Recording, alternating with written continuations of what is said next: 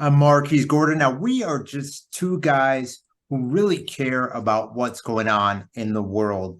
So we wanted to come on, make this video. We might be doing more of these.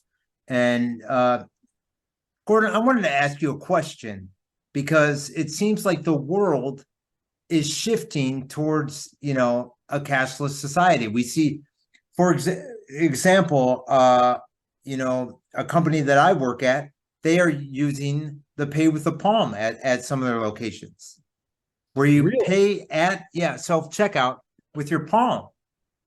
I don't know if you were aware with that. I Uh, wasn't aware. I've heard of this, but yes, I hadn't been aware that it's been implemented it's been anywhere. it's been implemented. Yes, it has been implemented. Now, does someone have a chip, or are they reading your fingerprint or your palm print? They're reading your print. You hook it up to something on your phone or something. I don't know. It's pretty high tech. Anyways, it seems like they are shifting towards cashless society. Now, my point is that we know a lot of people within, our circle, within who have been, going at this thing since 2020 and the world shifted, if you know what I mean. Yeah. But there's a lot of other people who don't understand who's going to be affected.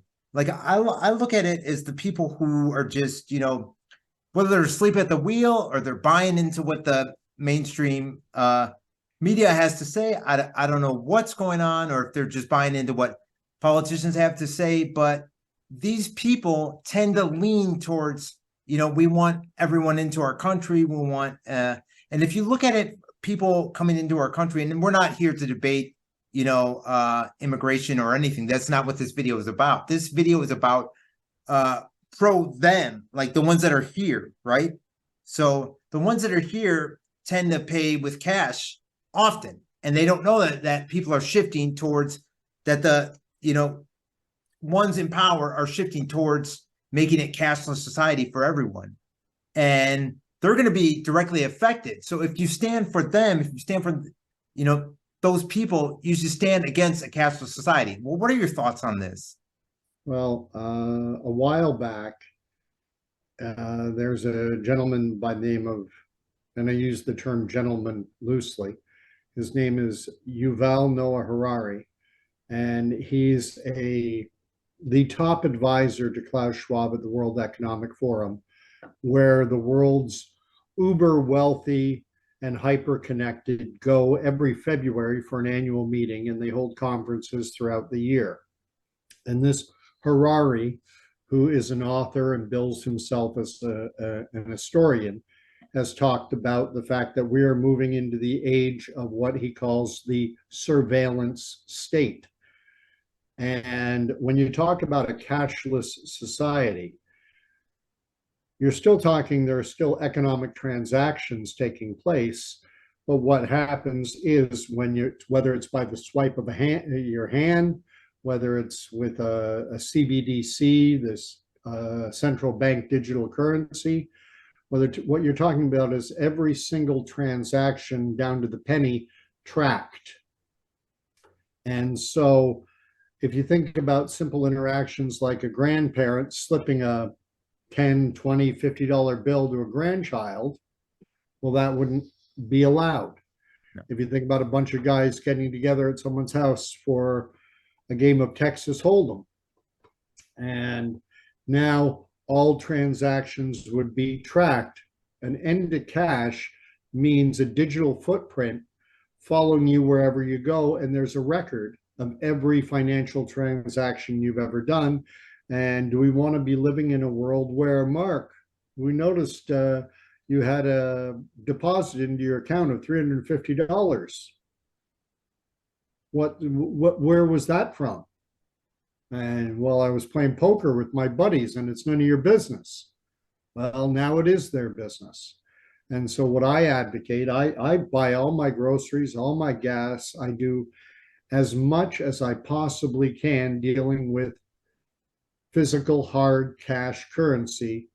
And because every time you pay with any type of a card, be it debit, credit, or with your Apple Pay, or with any form, and now you're mentioning a hand swipe, you're leaving a digital trail. And do we really want that degree? Do we want Big Brother looking over our shoulder to that degree? But you brought up at the beginning the fact that a lot of people aren't paying attention to this stuff. A lot of us woke up to what was going on in 2020. There were individuals who knew this was coming and tried to warn us before 2020. I Yeah. mean, it's easy, you and I can talk about people being asleep at the wheel, but we too, or at least I was asleep Oh, at yeah. the wheel prior to 2020. And part of the reason is simply because life is very busy. You work, you have your social activities, you have family obligations, you have everything going on. And then you have a myriad of distractions, like what is the latest Indiana Jones movie that just came out? Oh, I've watched every one. I got to catch this one. Or there's Spider-Man in the multiverse. Oh, the newest episode of that franchise. I've got to stay up on that. And so there are just countless distractions, which are pleasant. Yeah, good point. Who's is Otani going to break the home run record? Is he going to be the MVP again? Who's going to win the Stanley Cup this year? Who's going to No, who you name it. the distractions are endless. And so it's easy. We are sleepwalking our way into a dystopian future. And there are things that people can do to push back against it. Number one, insist on using cash, but it has to be, you can't be a lone wolf. Not at all. There has to be an economic impact. If your employer finds out that, not a sizable percentage of their revenue is coming from people only paying in cash, they're going to keep cash. Mm-hmm. If it's only 1, 2, 3% of their customers paying cash, well, suck it up, buttercup. We're switching to digital currency and you've got to go along. And now that you mentioned that, when they transitioned to the self checkout is cashless, right? Yes. They transitioned that about 2 weeks ago. So their reasoning from corporate is we don't want to pay our employees to count the cash because we don't take enough cash over there. Well, I equate it somewhat to when bank cards first came out. And the first time I remember a bank card coming out was either in 1975 or 1976. That's when they were first introduced. They didn't really take firm hold until the 1980s. And then what the banks started doing to shunt people toward the ATMs is they started reducing the number of tellers who were available. Because most people going into the bank at that time were going in to do simple deposits and withdrawals, something you could do at the ATM. But at that juncture, at that time, a lot of people were uncomfortable people used to get a physical paycheck. They used to get a piece of paper, pay to the order of, and the amount. And they were uncomfortable with entrusting it to a machine. People used to go in with a passbook and get the passbook updated. And then the ATMs had a little passbook thing that would suck in, swallow up and put the entry in, what you deposited, what you withdrew. And people were uncomfortable with entrusting that to machines. So to build compliance and trust, what the bank started doing is to made it very inconvenient to go to a teller. You would be looking at a lineup of 10, 15 people. All right, I'll use the damn machine. And it's happened to me. I've gone in, I very rarely will use self-checkout. And I always have to ask for help because I'm so inept at it because I never use it. But there was a time, I don't know, a couple of years ago, probably the first time I used it was at Walmart. And I went in there 10 minutes before they closed to get one specific item. Sure. and the lineups at the cash were long, and I don't want to keep the employees there later than needed. Hmm. They close at 10. Anyone who's worked in that type of environment, what time do you close? Well, we close at 10, but we start giving out dirty looks at quarter two. They want to go home. That's funny. They closed at 11 over here. The one across the street. I rarely go there. I went in there. They closed the self-checkout at 10. So there's long lines for the actual cashiers. Wow. At least here in North Carolina. Okay, here are the Walmart closest to me, about half an hour away. My town is too small to even have a Walmart. We only just got a McDonald's within the last 2-3 years. My town doesn't have a Walmart, but there's one about half an hour away. So as far as CBDCs and cashless society, I have a hard time seeing us fighting back against it, because Yeah, I I agree. think the majority of the population is just will go along to get along. And I'm an old dinosaur who likes, and I'll keep using cash as long as I'm able. But sadly, I think there are going to be far too few of us. And eventually, well, you don't have enough of an impact in the market. You don't count. Either go along or get lost. I'm with you. Yeah.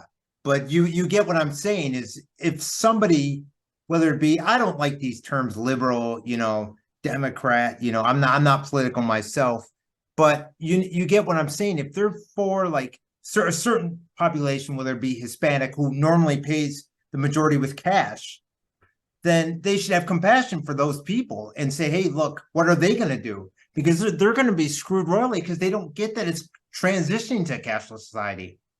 Well, when you talk about recent immigrants, and especially in your country, in the United States, where there are so many coming across from underprivileged countries like, Mexico, basically what we're talking about is economic refugees, people seeking a better way of life, which is why people have come to the United States and to Canada for generations, for 200 plus years in your case, 100 plus in Canada's case.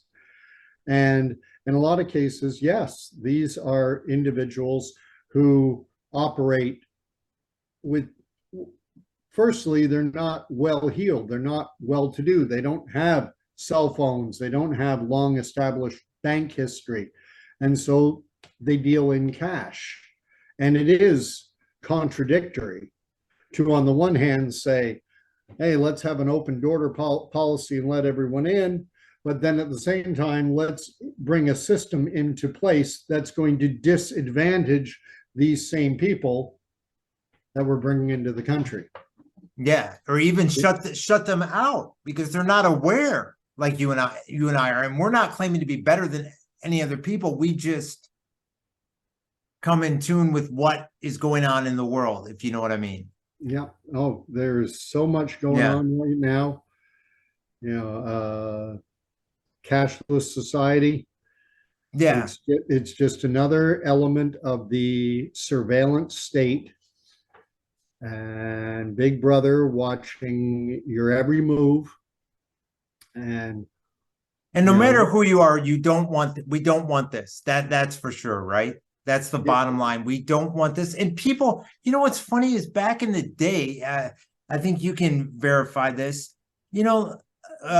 people who are like freedom loving, whether hippies or whatever you would be against all this government regulation, and all this. And the world has turned now they're just turned upside down. Now they're leading us into it.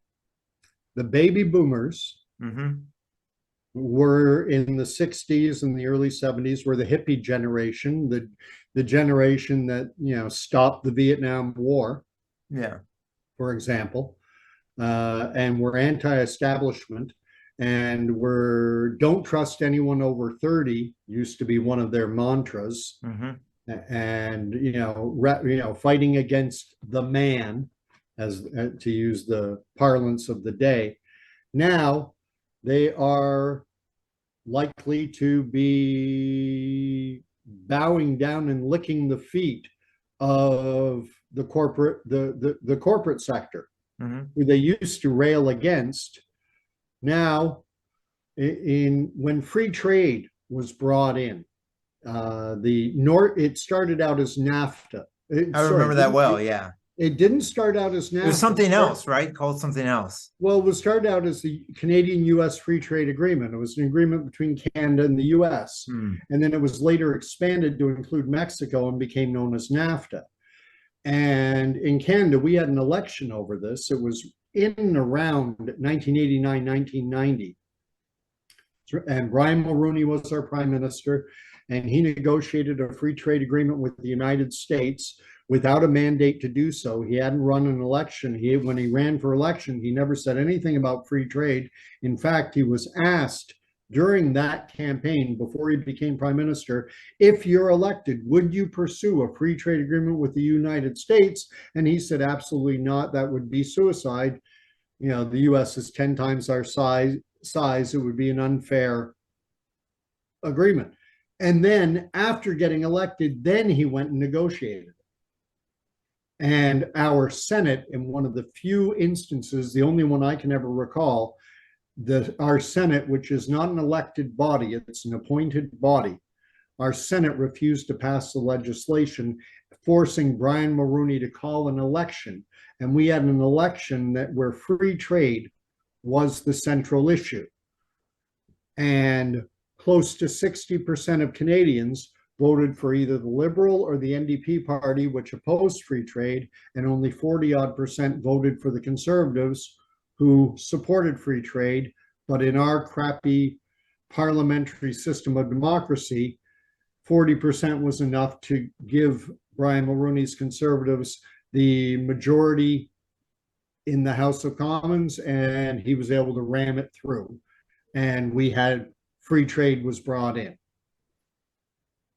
The left, used to be anti-free trade.